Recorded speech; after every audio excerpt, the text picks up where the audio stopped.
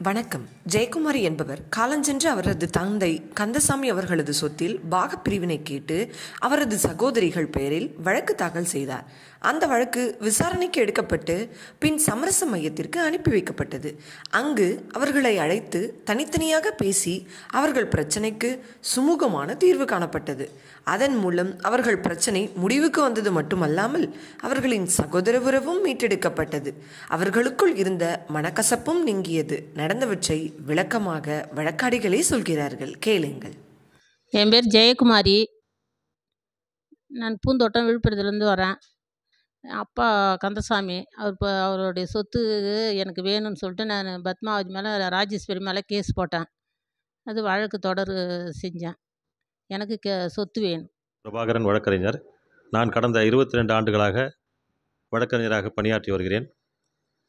ஜெயக்குமாரி என்பவர் அவரது தந்தைக்கு பாத்தியமான சொத்துக்கள் சம்பந்தமாக தந்தை காலமானதால் பாகப்பிரிவினை கோரி வழக்கு தாக்கல் செய்ய என்னிடம் வழக்கை கொடுத்தார்.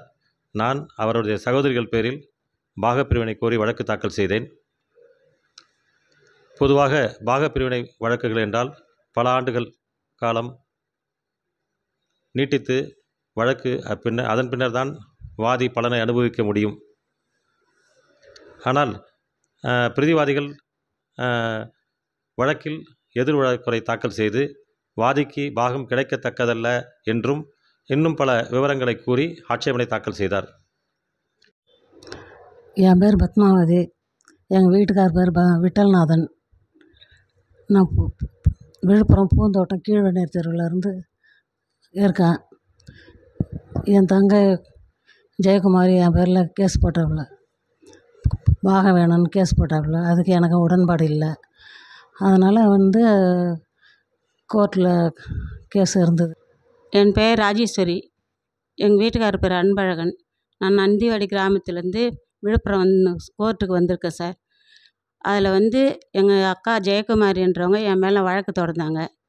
அதை நானே வழக்கு நடத்தணுன்னு ஆர்வமாக நானும் போனேன். மேற்படி முதன்மை மாவட்ட நீதிபதி ஓஎஸ் நம்பர் 331/2023 நான் முதல் பிரதிவாதிக்காக ஆஜராகும் வழக்கறிஞராவேன். என்னுடைய பேர் கிருஷ்ணன். விழுப்புரம் கிராமத்தைச் சேர்ந்த பூந்தோட்டத்தில் இருக்கும் தாவா ஐட்டங்கள் ஒரு கந்தசாமி என்பவருக்கு பாத்தியமாக இருந்த சொத்தை அவருடைய வாரிசுதாரர்களான வாதி மட்டும் முதல் மற்றும் 2 பிரதிவாதிகள் பாகத்துக்கு உரிமையானவர்கள் என்ற முறையில் அவர்களுக்குள் பல பிரச்சனைகள் ஏற்பட்டு காவலியம் சென்று தீர்க்க முடியாத சூழ்நிலையில் வாதியானவர் நமது விழுப்புரம் மாவட்ட முதன்மை நீதிமன்றத்தில் பாக வழக்கு ஓஎஸ் 331/2023 என்ற நம்பரில் மற்ற சகோதரிகள் பேரில் பாகம் கேட்டு வழக்கு தாக்கல் செய்யப்பட்டதில் என் பேர் ஆர் முருகன். விழுப்புரம் மாவட்டத்தில் வழக்கறிஞராக பணிபுரிந்து வருகிறேன். சென்னை உயர்நீதிமன்றம் வழங்கிய 40 மணி நேர சமரச பயிற்சி பெற்று விழுப்புரம் மாவட்ட சமரச மையத்தில் சமரசராக பணிபுரிந்து வருகிறேன். விழுப்புரம் மாவட்ட முதன்மை அமர்வு நீதிமன்றத்திலிருந்து ஓஎஸ் 331/2023 வழக்கு சமரச மையத்தில் என்னிடத்தில் ஒப்படைக்கப்பட்டு நான் அந்த இரு தரப்பையும் வரவழைத்து உங்களுடைய வழக்கு நீதிமன்றத்தில் சென்றால் காலதாமதம் ஏற்படும், உங்களுடைய சொத்துக்களை நீங்கள் அனுபவிக்க முடியாது. அதனால் நீங்கள் சமரச மையத்தினுடைய அனுபவங்களை பயிற்சி பெற்று உங்கள் சகோதரி, நீங்கள் 3 பேரும் சகோதரிகள், உங்களோட உறவுகளை மேம்படுவதற்கு இந்த சமரச மையத்தில் உங்கள் அனைவரும் நீதி ஈக்குவலாக கிடைக்கும். அதனால் நீங்கள் சமரச மையத்தில் இந்த வழக்கை முடிப்பதற்கு நீங்கள் முடித்துக்கொள்ளுங்கள் என்று சொன்னேன். அந்த அறிவை கேட்டுக்கொண்டு அவர்கள் அவருடைய வழக்கை சமரச மையத்தில் முடித்து கொண்டார்கள். கோர்ட்டில் கேஸ் போட்டாங்க. சமாதானமாக சமாதானம் பேசணும்னு சொன்னாங்க. சரி, சமாதானம் பேசினாங்க. சார் நல்லபடியாக முடித்தார். எனக்கு சம்மதம்னு சொல்லிட்டு நான் ஒத்துக்கினேன். நல்லபடியாக கேஸ் முடிஞ்சுது. எனக்கு சந்தோஷம்.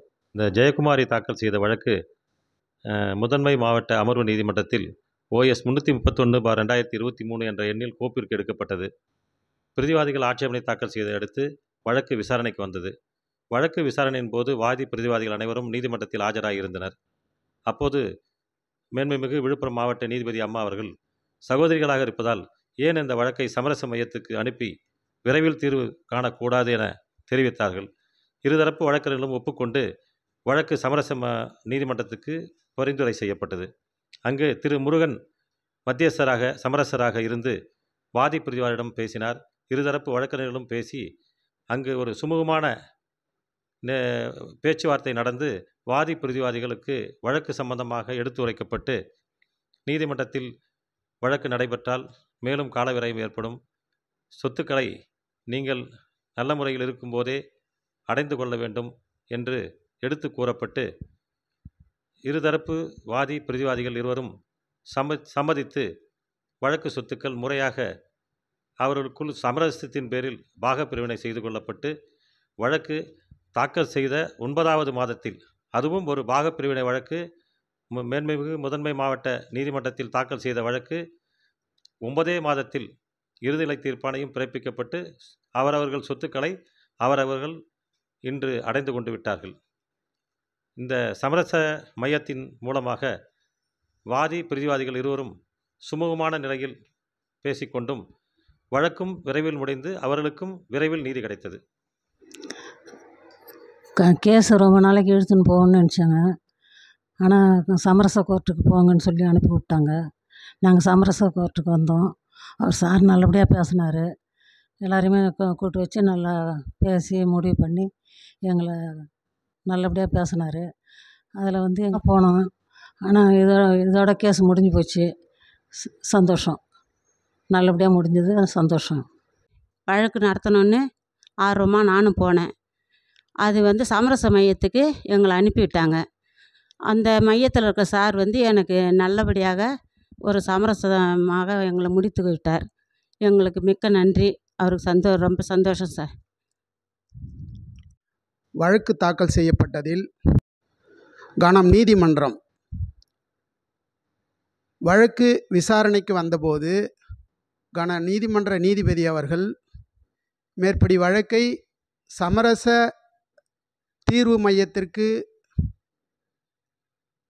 சென்று தங்களுக்குள் சமாதானமாக தீர்த்து கொள்ள வேண்டுகோள் விட்டதின் பேரில் இப்படி வழக்கு சமரச தீர்வு மையத்திற்கு மாற்றப்பட்டு மேற்படி சமரச தீர்வு மையத்தில் இருந்த சமரசர் முன்னிலையில் வாதி பிரதிவாதிகளை அழைத்து சமரசம் பேசி அவர்களுக்குள் ஒற்றுமையை ஏற்படுத்தி வழக்கு சொத்துக்களை 3ஆக நியாயப்படியும் எந்தவித ஒருவருக்கொருவர் எந்தவித பாதகமும் இல்லாமல் அவர்களுக்குள் ஒற்றுமையை ஏற்படுத்தி வழக்கத்தை 3 பங்குகளாக பிரித்து அவர்களுக்குள் ஒற்றுமையை ஏற்படுத்தி இருக்கிறார்கள். மேற்படி சமரச மையம் மக்களுக்கு ஒரு நல்ல தீர்வாக உடனடியாக தீர்வு கிடைக்க வேண்டிய மையமாக செயல்படுகிறது. பாகசூட்டு பெரும்பாலும் தற்போது இதுவே 2023 போடப்பட்ட வழக்கு 2024 முடிக்கப்பட்டுள்ளது. ஆனால் சில வழக்குகள் 20 ஆண்டு காலமானாலும் பாக வழக்குகள் முடிவதில்லை நீதிமன்றத்தில். இந்த சமரச மையத்தில் ஏற்பட்ட தீர்வின் காரணமாக வழக்காளிகள் உடனடியாக தங்களுக்கு உண்டான உரிமையை பெற்றுக்கொள்கிறார்கள் என்பதை நான் மகிழ்ச்சியோடு தெரிவித்துக் கொள்கிறேன். பாத்தீங்களா, எல்லா பிரச்சனைக்கும் ஒரு சுமூகமான தீர்வு இருக்கும். அது பெரும்பாலும் பிரச்சனைக்குள்ள இருக்கிறவங்களுக்கு தெரியாது. பிரச்சனைக்கு வெளியிலேருந்து பார்க்குறவங்களுக்கு தான் அந்த தீர்வு தெரியும். அந்த தீர்வை தான் இவங்களுக்கு நாங்கள் காட்டணும். அவங்களுக்கும் அதில் சம்மதம். அக்கா தங்கச்சிக்கு இடையில இருந்த உறவு விரிசலும் இப்போ சரியாயிடுச்சு. அதனால எல்லா பிரச்சனையும் நீதிமன்ற களத்தில் சந்திக்காம தனியாக உட்கார்ந்து பேசினாலே எந்த ஒரு மனக்கசப்பும் இல்லாமல் சந்தோஷமாக வாழலாம். சமரச மையத்துக்கு வாங்க, சமாதானமாக திரும்பி போங்க.